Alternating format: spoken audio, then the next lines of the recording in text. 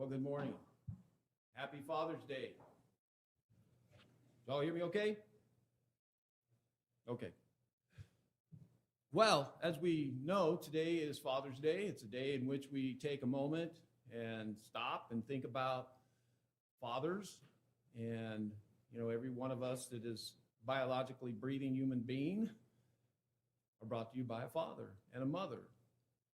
And, there's some lessons that are difficult enough when I'm trying to prepare them and think about them, and because it's always hard to try to tell you how to live godly life when I'm struggling with the very same things, which means it's probably a very applicable lesson when I'm putting them together. But father, it's kind of even a little more challenging and personal. And so I've had a lot of time to think about myself as a father and some of the things I've experienced. And I'm going to tell you right now, the one thing that you're not born a father, you're born a male, but we're not born perfect. We don't have a training class that you can go through and then graduate and get a certificate and say, okay, now you can have a child. It's an on the job, isn't it? And our fathers were imperfect too. Our grandfathers were imperfect. And so we've developed some things that are not necessarily helpful. I look back and I try to imagine, that first moment of my first child when he was born. And it was terrifying. It was so terrifying to imagine. And then it was okay for, like the first day. And then they came in the room and said, take him home. And then it got more terrifying. It was like, oh no, I got to take him home. And then what do you do with him? And then you watch him. And then it's kind of maintenance-free dads for a while. We can kind of kick back a little bit. I did some terrible things, like I wore earplugs when he was crying at night, and Suzanne could not understand why I was sleeping so well until she saw my earplugs, and then, that didn't work so well. So, we learn these things, and as we're going along, and in hindsight, like they say, it's always 20/20. We can always look back and just go, man, should have done this, should have done this. So this morning, this is for all of us as fathers, grandfathers, fathers that are going to be fathers, to remember what an important role that we have and the impact that will be everlasting. And not only to your immediate family, but to the children that come around your house and see you as a father. And that was an aspect that I didn't really think about until my sons were men. And then I would meet those little kids that used to hang around my kids and the things that they would say, and the influence that I never realized that I had. And some of those little kids didn't have a father. And some of the reasons that they liked to come around was they saw a house that had a father. Not a perfect father, but you know what? My sons had a father, and they didn't. And the way that it affected them emotionally, the way that it encouraged them as well. We all want to do better. We always want to do better. And today we're being attacked. We're being attacked as men. They're trying to take away the masculinity of being a male. Now, granted, living a John Wayne life or an Arnold Schwarzenegger life, being that type of male is not appropriate. But there's a part that we need to be men, who we are. And we need to stand up for what we are. And when we fail in that fundamental understanding that we need to be men first, real, loving, strong, courageous, godly, merciful, long-suffering, then we can have this impact that God wants. And it's not just, like I said, in our own families, but to those around us as well. Godly fathers is another level. If you're a human male, 99% chance you can produce an offspring of a human baby. That happens all the time. But it doesn't mean that you can be a father. And we understand that. That is something so simple. Dr. Dobbins from Focus on the Family, I read his book. And one of the things when he was working on his graduate degree was he worked in New York City among the I guess we call it the barrio, but down in the downtrodden areas, the Bronx and their areas that were very distraught economically. And he said that, his degree was in social work and also theology. And he said one profound thing kept hitting him is that every house that they would go to, there was no mail. There's all these kids, but there's no mail. He said, then all of a sudden he started realizing after a few visits, there were these times where he'd hear the back door slamming. And the back door would slam. And he said one time he finally just asked, he goes, what's going on? Why is there something wrong with these doors, And this one lady was finally honest enough to go, well, we can't get caught with the father here. He's like, what do you mean? Well, doesn't he live here? No. He doesn't live here. He goes, what do you mean he doesn't live here? Your father, the father of your children, don't live here? Now, this is back in the 80s. So it was, and then he said, well, why do they not live with you? Are you married? He goes, oh, no, we don't know. We're not going to get married. And he kept digging. He's like, so let me get this right. You have children by this man that you're not married to. He doesn't live here. Why? And she said, for the money. He said, the money? I said, yeah. You see, I get more money from welfare by being a single parent with more children. So every child I get a bigger check. So yeah, he does live here, but he doesn't. So what have we done? And like I said, this is maybe even the late 70s and going into the 80s. And that was going on then. And that is nothing compared to what's going on today, isn't it? But that is the sign I saw when I read that book, and I read it in the 90s, seeing the breakdown of the family. And this is exactly what Satan wants. He wants to deconstruct what God has created and made so beautiful. Tear it apart, incentivize the destruction of the family through monetary gain. And then these children, what do they learn? They learn they got a daddy that's not married to their mommy, who doesn't live there, and mommy gets more money by not being married to daddy and just have kids, and you can show up, and as we've heard this terrible term, friends with benefits. And we wonder where we're at today.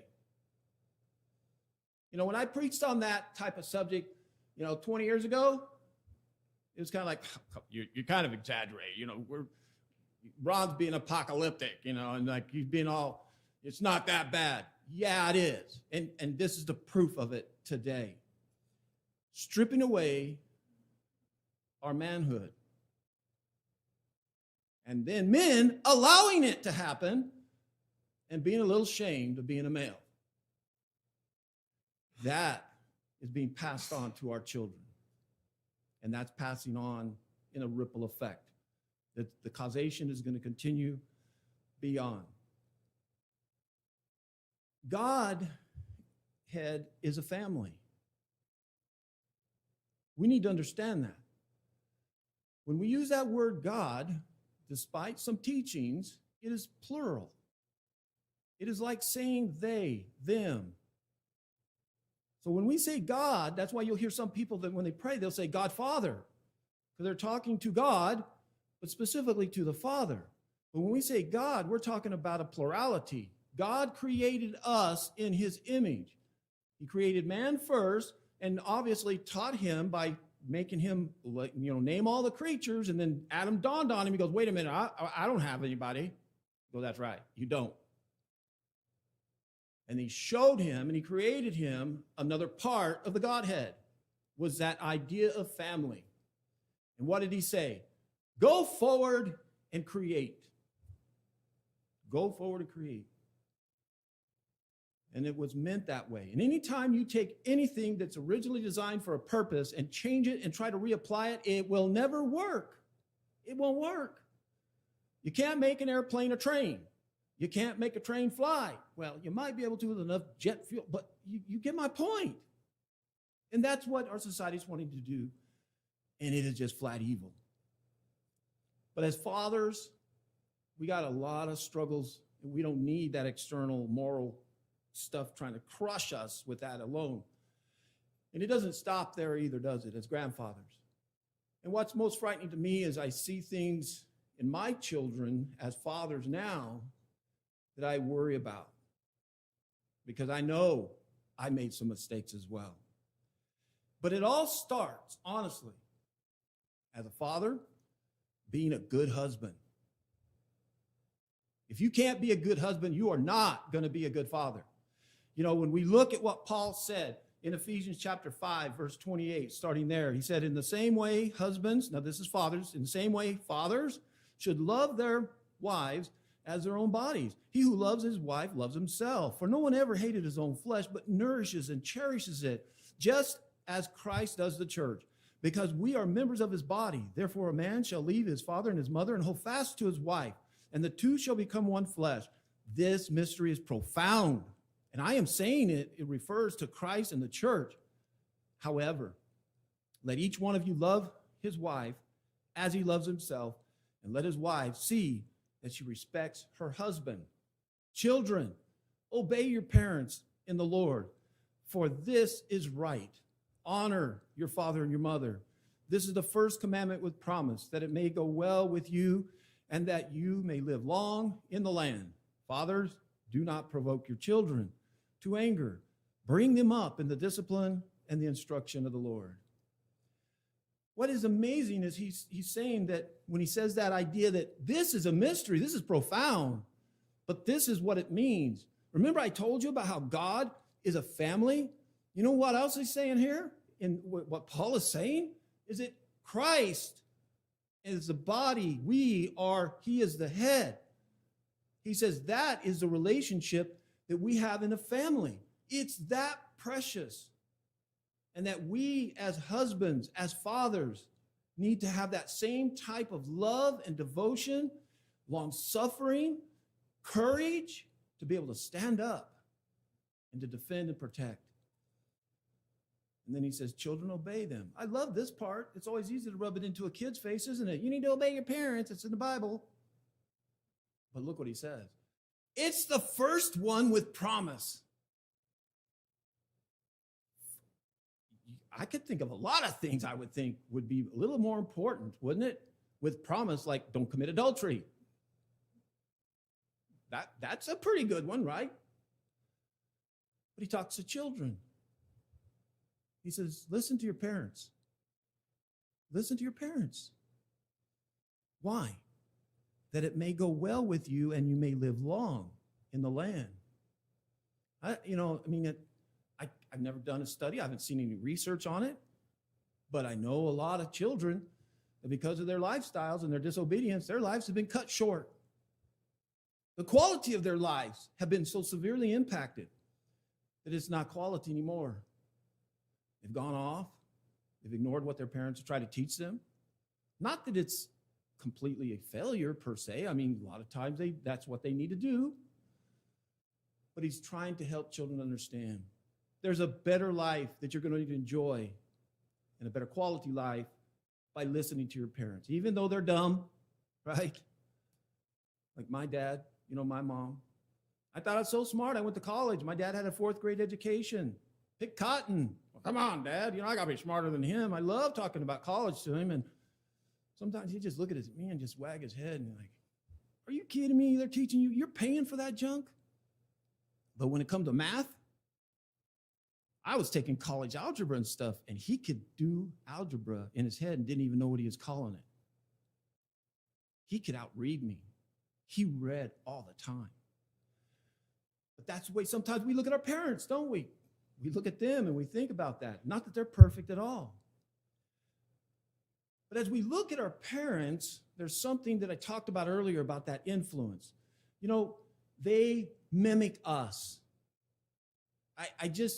I'm amazed at watching, now my grandchildren, going to their house and sitting there like a bug on a wall on the couch and watching them interact. And I'm just laughing. I'm like, oh, wow. I mean, like, my youngest grandson, he's a monster. And he's just like his daddy. He is a terror. He's cocky. He does things. He walks like him. You can see it in the children. And they love him so much. They want to be like him. And that's what we see. We see our children copying us. Whether you like it or not, they will copy you. And that is the biggest impression. You don't have to say a word. You really don't. My dad, I lost him when I was 20 years old. And he was gone all the time. He was a truck driver. But it's crazy. I'll go and talk to his sisters, and they look at me, and they know me, and they go, you act just like your dad. You have so many characteristic traits. There's things about you that when we see you, we see your father. And I'm like, that's power. But what do they see? You know, it's kind of like, you know, an embarrassing moment. You know, when you're doing something and somebody catches you, they're looking at you, and you're like, whoa, I'm sorry. I didn't mean you to see me. You know, I'm playing with my hair or something. You know, you're kind of, the kids are watching. Those little eyes are just sitting there like a radar, watching. They're watching how you talk, how you treat your wife. They're watching how you interact with your neighbors. They're watching everything. And that little brain is developing, whether they can articulate it or not and speak clearly. Before they start walking, they're getting this stamp from their father. Daughters and sons, and it's all the same. You know, I've always said this, is that good fathers will point their children to God. And it may not be perfect, but that's something that I had to decide. And when I became an officer and I thought I'd finally accomplished this great level of honor and stuff, I was living on Kirtland Air Force Base. And I had my first son. So I'm a dad. I've accomplished stuff. I'm living in the officer section of the base. And we're all young officers, you know, and we're like, yep, finally done with school. We've kind of gotten this level of prestige. People salute me. And then life started kind of rolling around. I started looking around, and I saw the colonels and the older officers, their families. Now, I wasn't going to church. We weren't going to church. Suzanne wasn't a Christian. And I started looking around. And I saw those children. And I came home, and I looked at Suzanne, and I go, oh, we're no way. We're not. We're not going down that road. I said, we're going to church. We're going back to God. I said, we have to. Because I know what the world's producing. You know what the world's producing. Is it that hard of a choice? Honestly, dads, moms? When you look at the difference between a child who is brought up with godly values, whether it's perfect or not, and that's the thing that we have to remember, is that we have to bring them to God through our example. And it doesn't mean it has to be glorious and perfect, but they need to see that that is one of the most important cores that is in you, is that we as fathers must put God first. You know, there's few men in the Bible that you can see that had such devotion like that. But one of the greatest one was a man named Joshua, a young man who came out as a slave boy and started being mentored by Moses himself, who for 40 years sat there and watched Moses suffer through all that he did. And then God turned it over to him. And he said, be strong and be courageous. And you watch and you read that book of Joshua, and that man was faithful. And he encouraged, and he kept the strength about it. And when he was finally at his old age and getting ready to die, he looked the people in the eye like children. And he said, you got a choice. And this is something as well as parents as we have to do, is we have to cut them loose, and we have to give them a choice. And the choice is just the same. You can go and live according to the gods of your father on the other side of the river, the Baals. You can go and live according to your friends and the worldly things. You can go and do that. Or you can choose to follow God. And Joshua said this, and I know many of you have this hanging in your house.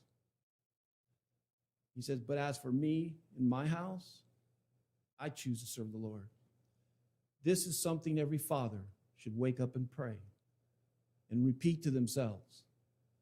As for me and my house, I choose to serve the Lord.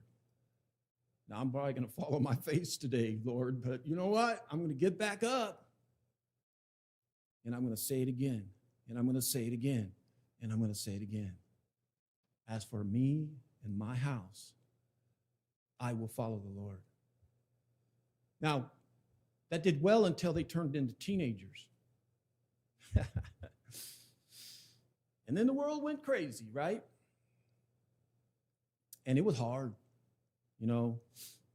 And one of the things, it's a difficult thing to understand as well, is that when we put the Lord first, there are difficult things that we're dealing with within our family. And sometimes the sacrifices that we make are going to be greater and may impact the family. And the family's always kind of looking at you like, oh, we have to do this, or we're giving this up, and we can't do this. But that's the challenge, is staying strong and courageous. A very amazing father-son relationship that we see that I could never imagine you could ever do, but because of his faith, which is knowledge, God told him something and he believed it, was this man, Abraham. 70 years old, no child, they can't have children, living off in a foreign land, living in his land 1,000 miles away. God talks to him and says, Abraham, move. He never tells him where. And I'm going to give you a child. At 70 years old? I don't think I could handle it at 60, but he wanted a child. And God said, I will give you a child. I will bless you, and you make a great nation through you. And he picked up and he left. And he tried, and he made a lot of mistakes. We understand that journey.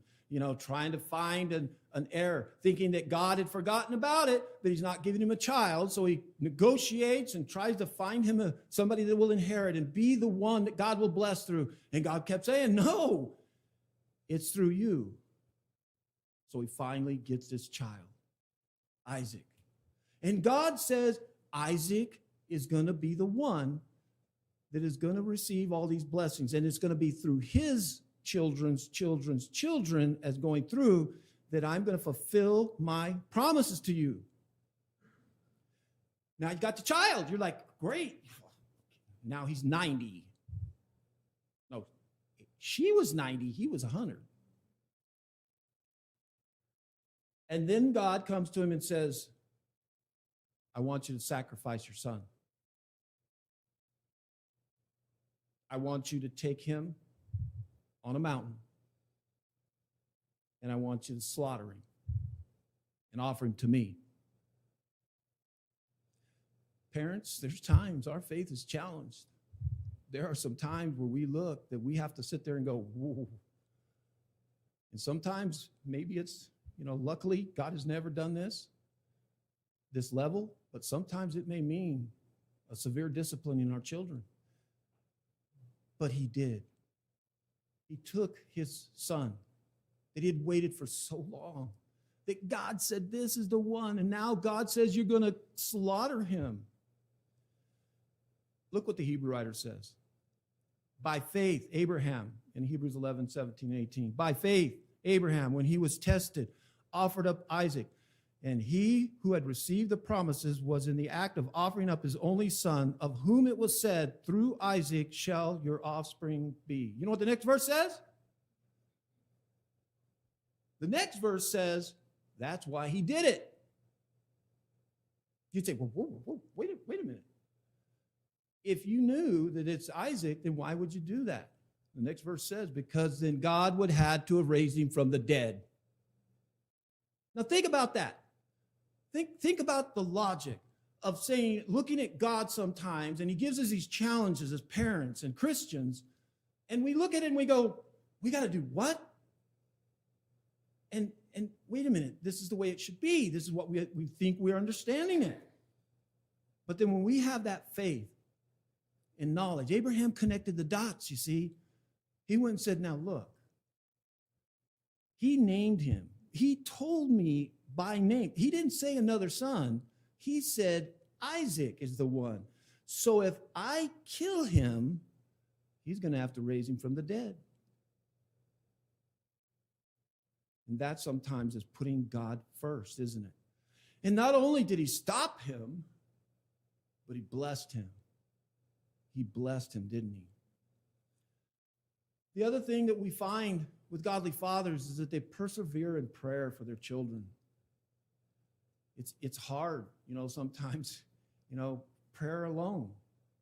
And I know, guys, we're not necessarily as spiritual at times, but I'll tell you what, the one prayer as well that I always had was very similar to Hannah in the Bible when she was yearning a child, is that we give them back to the Lord.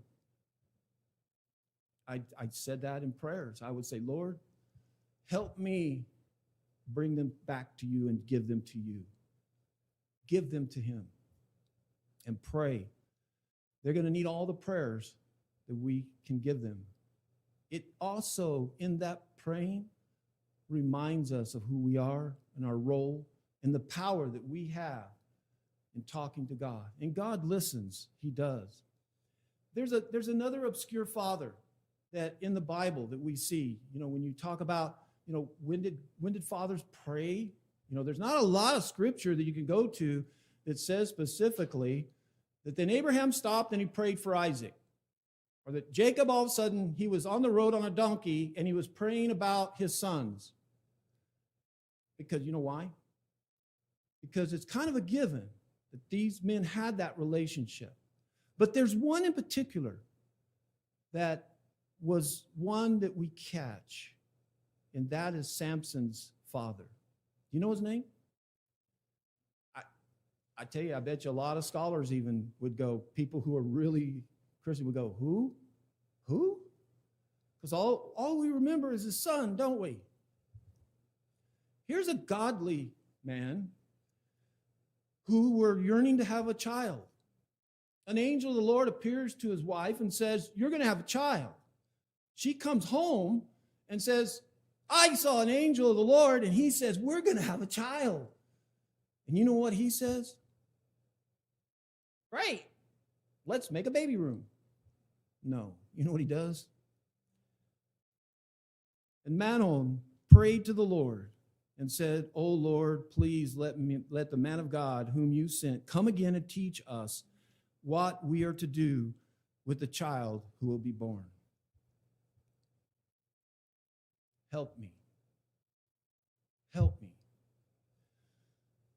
That is something that we as fathers need to really do a lot of. And it's not probably, and that's why this is so amazing to me, that we know what happened to his son, right? We know that he was raised with godly parents. He was raised a Nazirite, which meant he had very restrictive things in which he could not have the fruit of the vine, couldn't cut his hair. There were things as a Nazirite child that would be miserable. You think trying to keep certain toys away from your children and doing certain things and being in rebellion? Too often we think of the bad about Samson, but Samson in his core, he had God. He made a lot of problems, but this is a lesson also as a parent, because when we look at this, is this idea that we must discipline. And it's not going to have perfect effect because every child is so different, aren't they? I got the first one kind of figured out, what I had to do and interact with him. And then all of a sudden the second one come and I went, oh man, starting at zero again. Then I got that one figured out. I got two figured out. And then the third one comes along and I go, oh, where'd this one come from? Start all over again, don't we? But there's one constant, and that's discipline. Consistent discipline. And it's hard not to show favoritism. It is. I mean, you do at times. And they're all going to accuse you of it. It doesn't matter. We see that with Jacob and Joseph and his brothers and the controversies that they had and such. But you know what? You got to be consistent. Whatever you're disciplining with one child needs to be the same. Now, there's a difference because I know that I learned, unfortunately, my first son was a test son. You test a lot of things and you figure it out and you go, okay, that wasn't quite the right discipline. I shouldn't do it that way. And they took that and try to think, oh, well, you're being inconsistent. No, I'm learning, but you're not getting away. The behavior, the action, whatever it is, I cannot allow that to go on. And this is where sometimes this is used against us as Christians, and sometimes we feel like we feel so guilty about it because what does Proverbs say? Train up a child in the way he should go, and even when he is old, he will not depart from it. Oh, I dislike that verse, the way I was taught. And when I was a young parent, I did not like hearing that being read because of the way that it had always been kind of applied. You talk about feeling like a failure as a parent. And especially when you get older and they start getting into those teenage years and you see them running around and everybody's looking at you like, Proverbs? Well, we know somebody who didn't quite get it right, huh, Ron? It's a proverb, okay? It's proverbial. Now, I'm going to tell you something also that I learned was my grandfather had 6 children, and those 6 children were all raised in the church, going to church, and were all baptized and became Christians. When they moved out of the house, all of them but one fell away. They fell away. They quit going to church. Devastated him. Him and my grandmother felt like total failures as parents. They were like, wow. He was serving as an elder. He resigned. He was like, I'm a failure. He used Proverbs to point out his failures as a parent. What's amazing is I have an aunt that's 80 years old, and she was baptized 3 years ago. All of his children came back to the Lord. This is when this proverb woke up to me. Train your children. Train your children in the way of the Lord. And that's going to be in them. I used to say it like this. And I remember this argument. I won't name which kid, because they may hear me this morning or something, but we were going at it. He was in full rebellion, and we're sitting there, and he's trying to go off and do his worldly thing. He wanted to do this, and I'm standing him toe to toe, and you see my boys. They're all bigger than me. And I looked at him, and I said, you know what? You want to go out, and you want to live this rebellious life? I said, but I've ruined it for you. I have ruined it for you. You are not going to enjoy that life. And he looked at me and kind of said, why? I thumped him on the chest. I said, because I put God in there. I put God in there. And you can't fight that. You're going to always know. You're going to go off into rebellion. And I had put together this other one. It's called the prodigal son. And they all did. They all had their periods where they went off. And they did their rebellious periods and stuff. But I could see God in there. I could see that proverb of training them up. And I didn't do the best job. I know many fathers that have done way better than me.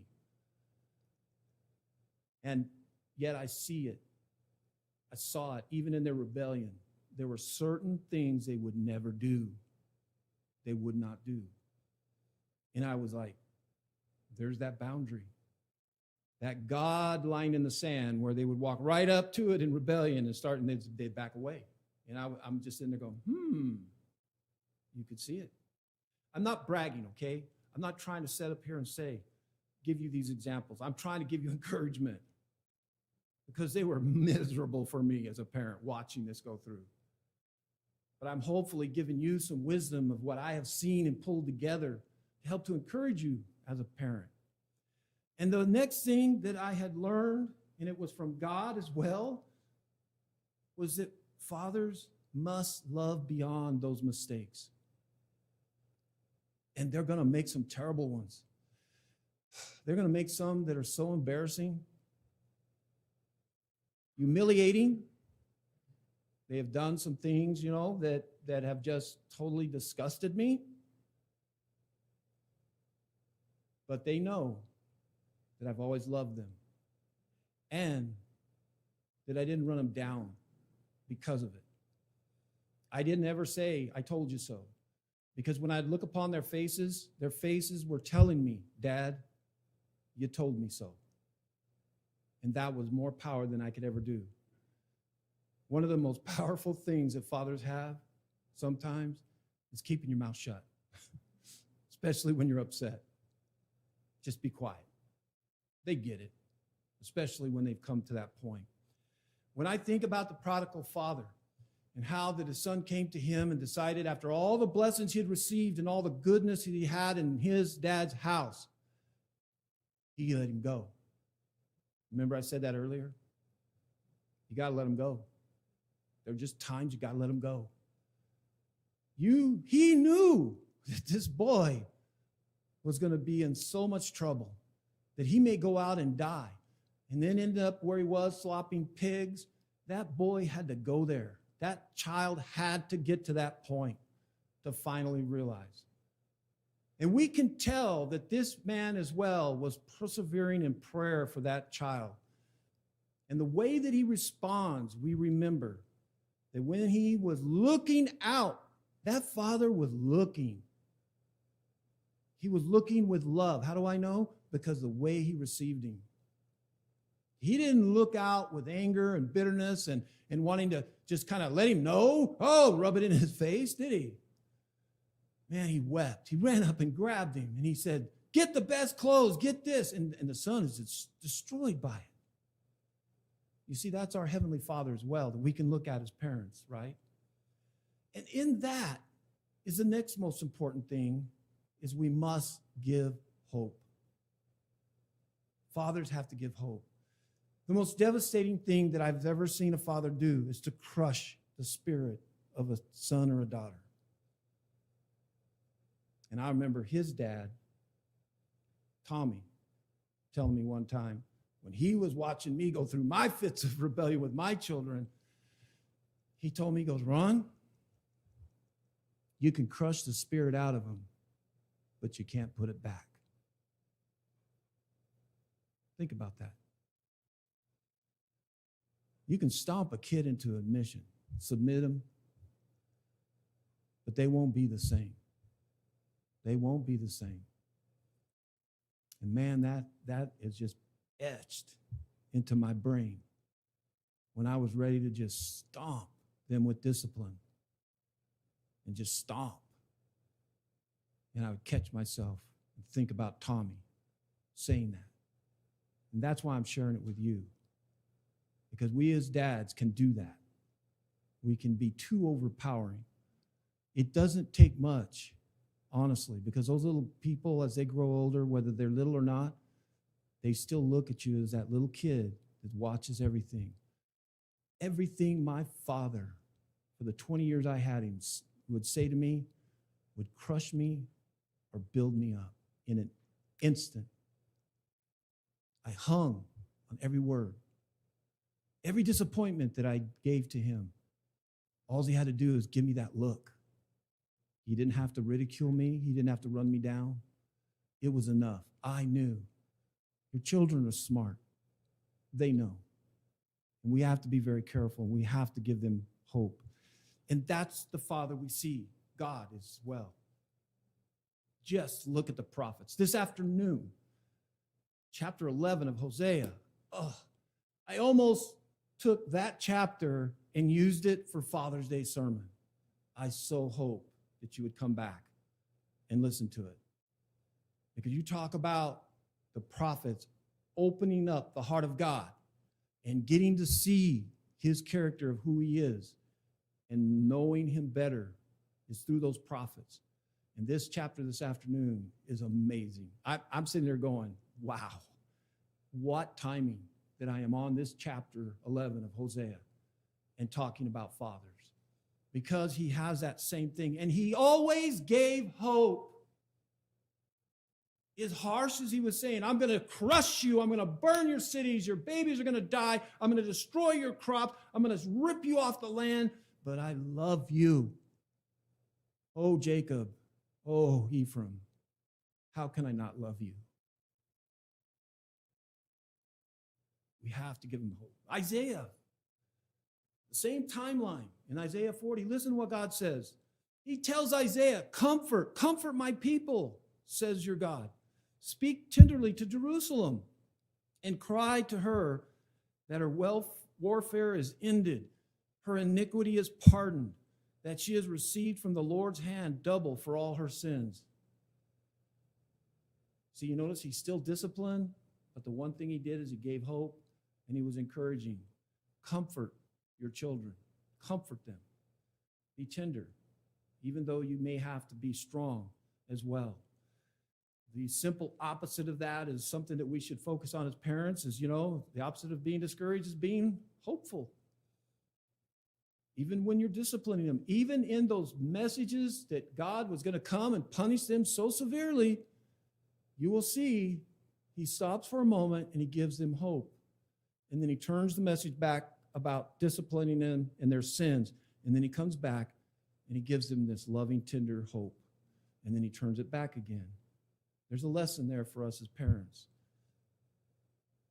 Being happy, being confident, being courageous. Those are the things that we want to instill into our young children.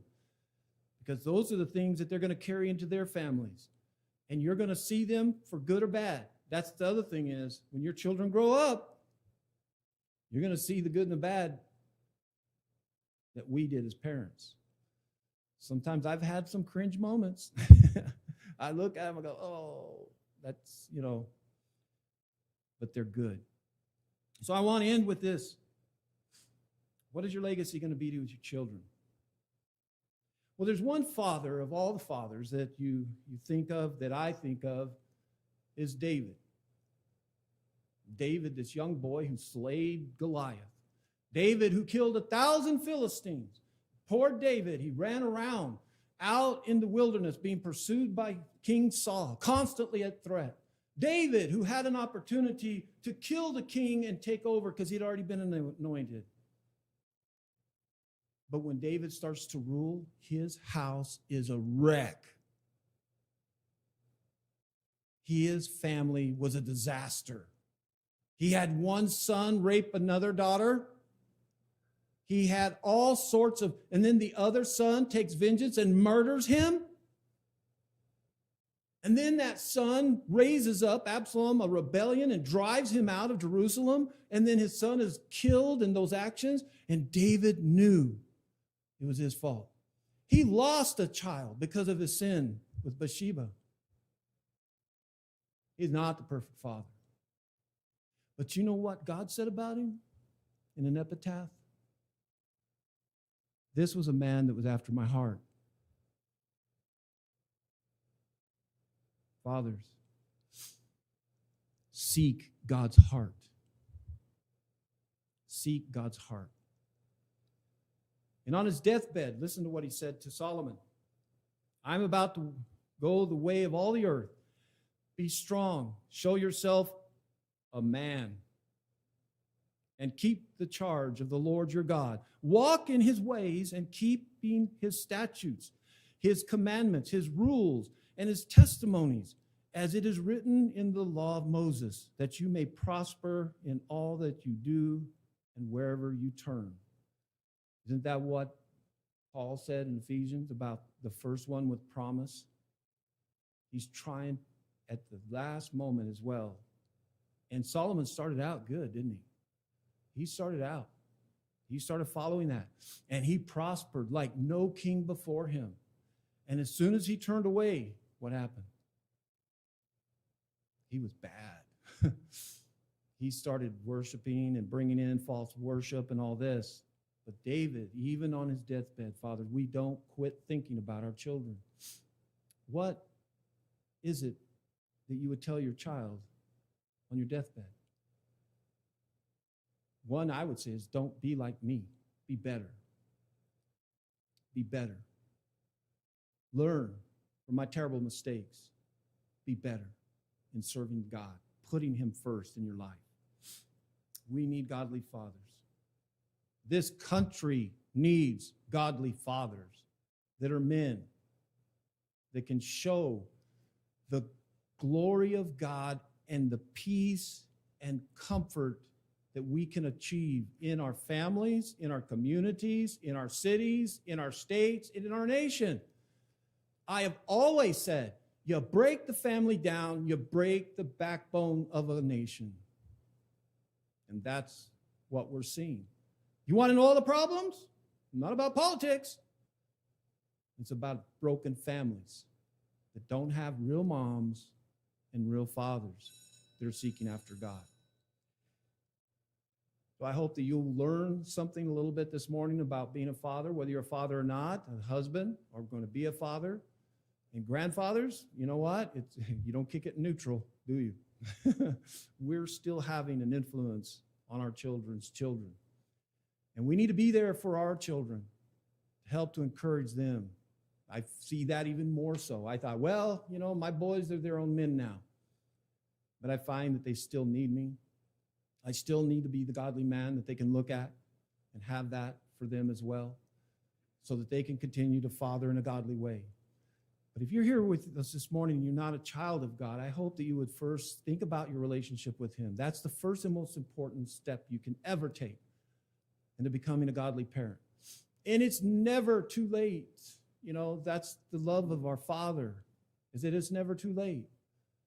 And it's always for us who are broken that he is offering this grace through the sacrifice of his son on that cross. If there's something that we can help to bring you to Christ, by you accepting him as not only your personal Savior, but then being baptized for the forgiveness of your sins. And if you're a Christian and you've been walking astray and you've been struggling, well, we're here as well to pray with you, to help to embolden you, to encourage you this morning. So think about these things, and if you're comfortable,